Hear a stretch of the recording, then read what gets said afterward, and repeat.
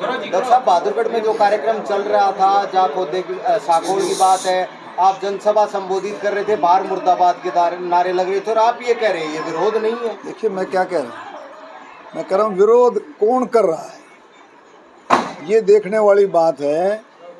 उनके फोटो मंगवाओ जो विरोध कर रहे हैं। ये प्लान्ड विरोध है, गुलाबी गैंग। अब समझने वाले समझ लेंगे, जिसको नहीं समझ में आएगा तो मैं क्या कर सकता हूँ।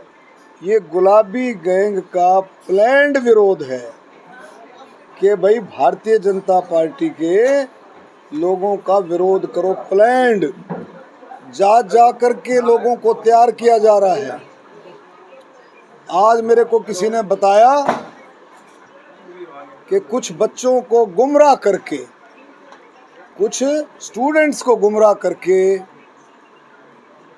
क्या गुमराह कि भाई अगर सरकार आ गई तो तेरी हम नौकरी लगा देंगे। गुमराह करके उनको पेड सिस्टम बना करके तैयार किया जा रहा है कि आप जहां भी भारतीय जनता पार्टी के लोगों का प्रोग्राम हो वहां जाओ और विरोध करो।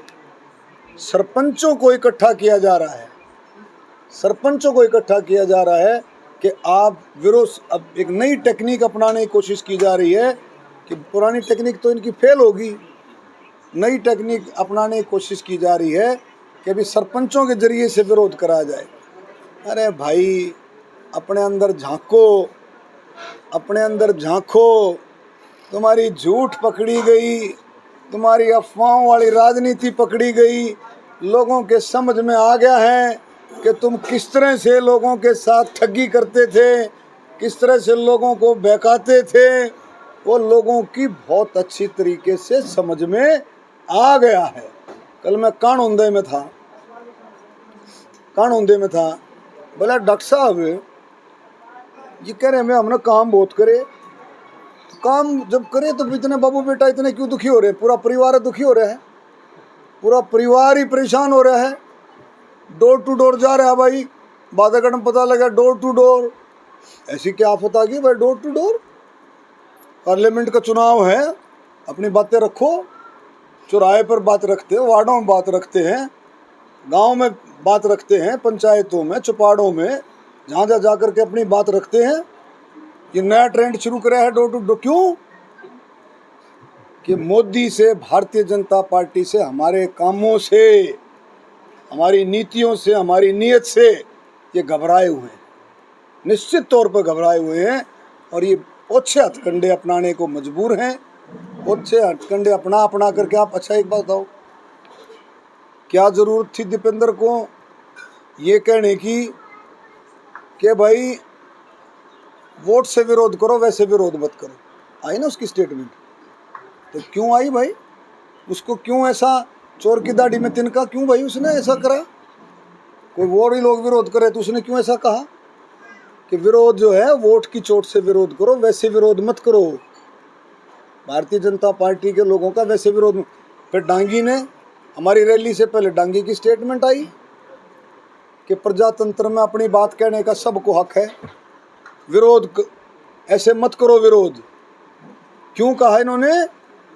जब इनको लगा, जब मुहिम के अंदर इन्होंने हमारे ऐसा पत्थर ले रहे थे, लाठियां ले रहे थे, ईंट ले रहे थे, वो फोटो फाटो में जब आ गई, जब इनको पता लगा कि पूरे लोकसभा की क्या रिएक्शन है, तब इनकी आंखें खुली। तब इन्होंने अपने आप को अलर्ट किया कि भाई ऐसे विरोध मत करो, ऐसे करो, ऐसे करो, ऐसे करो। लेकिन ये तो अपनी लाइन पकड़े हुए, ज़बरदस्त तरीके से लाइन पकड़े हुए हैं, जबकि लोग इनकी निंदा करें, चारों तरफ इनकी निंदा। कहीं ना कहीं आप भी कोशिश नहीं कर रहे हैं एक बार 2016 को भुनाने की, कि जाट आरक्षण, इस तरह की बातें आप देखो भी सुनो, रख रहे हैं? मैं याद नहीं दिला रहा, ये याद दिला रहे हैं। रघुवीर कादियान ने क्या स्टेटमेंट दी है? हमने तो नहीं दी ना, हमने तो किसी ने स्टेटमेंट नहीं दी। रघुवीर कादियान ने कहा कि भाई आपको पता है, बार बार मैं क्या रिपीट करूं, कि अगर रिकाउंटिंग होती, लोग आते तो मारकाट हो जाती। जी कौन? किस बात की मारकाट? अरे किस बात की मारकाट हो जाती? साफ चुनाव चल रहा है, मार्केट हो जाए। यानी कि अब 5 साल के बाद इस बात को कहना क्या मतलब है? एक भय का वातावरण पैदा करना, एक डर का वातावरण पैदा करना। इनके दिमाग में है कुछ न कुछ गड़बड़ है, तो वो वातावरण पैदा करना। हमने तो नहीं कहा, हम तो ये कह रहे हैं भाई, फिर ये भय का वातावरण पैदा कर रहे हैं। इनका पेट नहीं भरा भाई, गुलाबी गैंग का पेट नहीं भरा कि किस तरह से रोहतक झज्जर को जला दिया था। इनका पेट नहीं भरा, आज भी लोग उस दर्द को भूले नहीं, इनका पेट नहीं भरा। हम तो ये उसको इस बारे में कह रहे हैं कि ये फिर से ऐसा माहौल बनाना चाहते हैं। हम तो ये बात करें। रही बात रिकाउंटिंग, क्या इनको पूछना?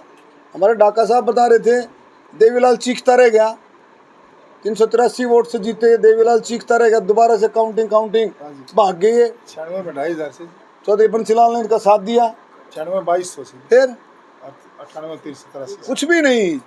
ये तो पकड़ाई में आए हैं भाई, पकड़ाई में, जबरदस्त जनता की पकड़ाई में आए हैं।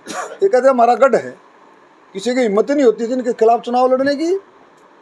गढ़ बताते थे, बका करके लोगों को बहका करके। अब मैं कितने गांवों में गया हूँ, मैंने पूछा है भाई 2014 से पहले तेरे किसी गांव में नौकरी लगी है? 2014 से पहले कोई नौकरी लगी है? एक आध गांव में बात आई कि हाँ जी नौकरी लगी, लेकिन जो तरीका था आप लोग समझते हैं कैसे नौकरी लगी, ले दे करके नौकरी लगी। एक अगर इंटरव्यू आ जाता था किसी गांव में, पहले तो सारी चीज़ों में इंटरव्यू था, सब चीज़ों में इंटरव्यू था कि भाई छाप दी और इंटरव्यू होगा, टेस्ट उस नहीं हुआ करता। टेस्ट उसकी रिवाज तो बाद में चला है।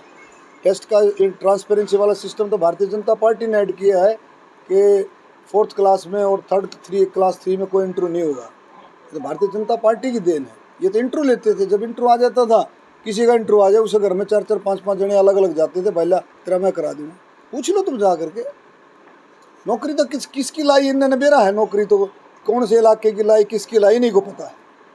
उनको भी छोड़ा नहीं है, उनसे पैसे ले करके नौकरियां लगाई। मूलभूत सुविधाओं को लेकर चुनाव के मुद्दे होने चाहिए, लेकिन आपको लगता नहीं है कि रोहतक में चुनावी मुद्दे कुछ भटक रहे हैं? देखो ऐसा है, चुनावी मुद्दे मूलभूत सुविधाओं पर होने चाहिए। हम उन बातों को रख रहे हैं, ये कुछ भी रखते रहें, हम उन बातों को रख रहे हैं कि हमारा विज़न क्या है आगे, हम उन बातों को भी रख रहे हैं। प्रधानमंत्री का विज़न क्या है, हमारी पार्टी का विज़न क्या है, हर चीज़ को हम रख रहे हैं और उन्हीं मुद्दों को लेकर के हम आगे चल रहे हैं कि भी किस तरह से 2019 से 24 तक प्रधानमंत्री जी ने देश के लिए क्या किया और आगे 2024 से 29 तक क्या क्या बातें संभव हैं, हम उन्हीं बातों पर चल रहे हैं। हमने बताया कि बहादुरगढ़ से लेकर के आसोदा मेट्रो, हमारा ऑर्बिटल कॉरिडोर 5600 वाला, 152D, कुंडली मानेसर एक्सप्रेसवे, ये कितने बड़े बड़े काम हैं, कुछ छोटे काम। हमारा रोहतक से लेकर के महम हांसी तक रेल लाइन, झज्जर से लेकर के आपका फर्रुखनगर तक का 1225 करोड़ रुपए हरियाणा सरकार ने मंजूर किया। उसका वो जो है आपका सर्वे हो गया और DPR उसकी तैयार होने लग रही है। RRTS जो है rapid rail transit system, second phase में वो आएगा, हम उसकी लड़ाई लड़ेंगे और आगे हम ये लड़ाई लड़ेंगे गारंटी से कि हम सांपला तक मेट्रो को ले आएंगे। हमारी पूरी कोशिश होगी इस आने वाले 5 साल में हम रोहतक तक मेट्रो लेके आए, 100% हमारी कोशिश। आज किसकी घोषणा हो सकती है कांग्रेस पार्टी? वो अपने जाने, मैं उनकी उस बात में नहीं पढ़ना चाहता, किसकी को टिकट होगी क्या होगी, वो उनका अपना इंटरनल मैटर। हम तैयार हैं, हम उसके साथ कांग्रेस के, हम तो कोई इंडिपेंडेंट आएगा उसके साथ भी भाई हमारा मुकाबला है, कोई लोक दल का आएगा, इन्हें लोग आएगा उसके साथ भी मुकाबला है, दूसरी पार्टी का कोई भी। चुनाव में जितने कैंडिडेट होंगे सबको हम सीरियस लेते हैं, सबसे हमारा असली मुकाबला दीपेंद्र हुड्डा से मानते हैं आप? कहते हैं कि मजा है उनके अभी क्या पता कौन आएगा, दीपेंद्र आएगा, भूपेंद्र आएगा, कौन आएगा, कहाँ से आएगी। आप कह रहे हैं कि मैं अपना गला बैठा लूँ। शर्मा जी, आप कह रहे हैं कि जो विरोध हो रहा है वो किसान नहीं गुलाबी गैंग है। क्या सिरसा में भी गुलाबी गैंग है या पंजाब में भी गुलाबी गैंग है? पंजाब में, पंजाब में भी तो विरोध गुलाबी गैंग तो बस, गुलाबी गैंग की तो जड़ें तो इसी हो रही सारे देश में है। गुलाबी गैंग ने आप कब क्या लगा रहे हो? सिरसा में भी गुलाबी गैंग, सिरसा में अब हमारा भाई अशोक तंवर, इसका पीछा छोड़ेंगे क्या ये? इसको जो है कांग्रेस पार्टी में था, इसको बोलने नहीं दिया करते थे, इसका माइक पकड़ लिया करते थे, इसके साथ कितनी हाथापाते, कई फ्रैक्चर हो गया था इसको, इसके साथ कितनी बदतमीजी करी, कि आखिर में इसको पार्टी छोड़नी पड़ी। और सबसे बड़ा जुल्म किया, एक महिला नेत्री, उसका हक खोस लिया, उसका छीन लिया, पकड़ करके ऐसा हक छीना।